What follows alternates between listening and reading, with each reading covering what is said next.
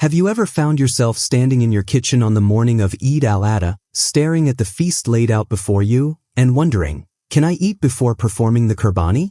Should I fast on this day or jump straight into the celebration?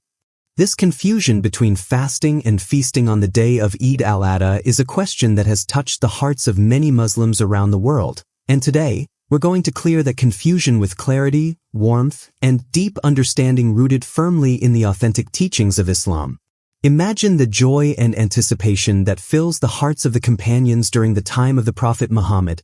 Eid al-Adha was not just a day of sacrifice but a day of immense celebration, gratitude, and communal joy. The very name Eid means festival or celebration, a time when families gather, when hearts are filled with thanks to Allah, and when the spirit of sacrifice, a legacy of Prophet Ibrahim, is renewed with reverence. But what about fasting on this day? Can fasting coexist with the sacrificial rituals and the joyous feasting that follows? Let's go back to the Quran and the Sunnah for authentic guidance. Allah says in Surah Al-Kawthar, "So pray to your Lord and sacrifice to Him alone. Indeed, your enemy is the one cut off." 108:2-3. The command is to perform the sacrifice, but there's no indication that fasting is required. In fact, the Prophet Muhammad explicitly forbade fasting on the two Eids, Eid al-Fitr and Eid al-Adha. Narrated by Ibn Abbas, the Prophet said, "The day of Fitr and the day of Adha are days of eating and drinking." Sahih Muslim. This hadith is clear and beautiful. These days are meant for feasting, rejoicing, and sharing blessings, not for fasting or abstaining from food. Now, this makes perfect sense when we reflect on the spirit of Eid. After a month of fasting during Ramadan, Eid al-Fitr welcomes the Ummah with joyous feasting. Similarly, Eid al-Adha, which commemorates the immense sacrifice of Ibrahim, invites us to celebrate Allah's mercy and provision through sharing meat, eating together, and giving generously to the poor. This is a day to honor Allah's blessings by enjoying what He has provided, not by restricting ourselves. Let's consider the story of the Prophet himself on Eid day.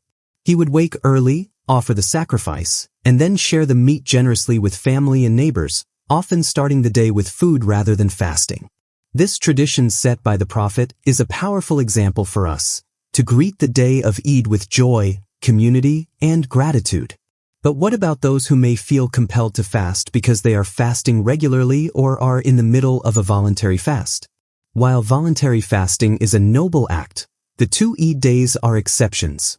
The Prophet said, "There are no fasting days after Ramadan except for those who fast every day." Sahih Muslim. Yet, even in these cases, scholars advise not to fast on Eid days because they are days of celebration and mercy. Now, let's pause for a moment and ask ourselves, what is the heart of Eid? Is it about sacrifice and hardship, or about gratitude and celebration? The answer is both, but the celebration is not merely about eating food. It's about feasting on the mercy of Allah, sharing blessings with others, and renewing our faith and community ties. The sacrifice is a physical manifestation of submission, but the day itself is a festival to rejoice in Allah's favor. Another beautiful point is the communal aspect of Eid. The meat from the Qurbani is shared among family, friends, and especially the poor, fostering bonds of love and compassion. How can this be a day of joy if we deny ourselves food?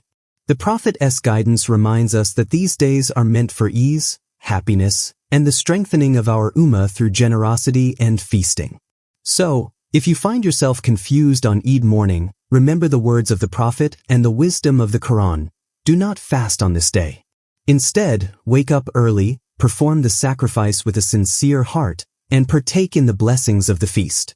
Eat, drink, share, and celebrate in gratitude to Allah, who has given us so much. In closing, Eid al-Adha is a day that beautifully balances the gravity of sacrifice with the joy of celebration. It invites us to remember the great example of Prophet Ibrahim, while also basking in the mercy and generosity of Allah. So yes, you absolutely can eat before performing your Qurbani, and in fact, it is sunnah to do so. Let your heart be light, your table be full, and your spirit be joyful. May Allah accept your sacrifices, bless your feast, and grant you and your family happiness in this life and the hereafter.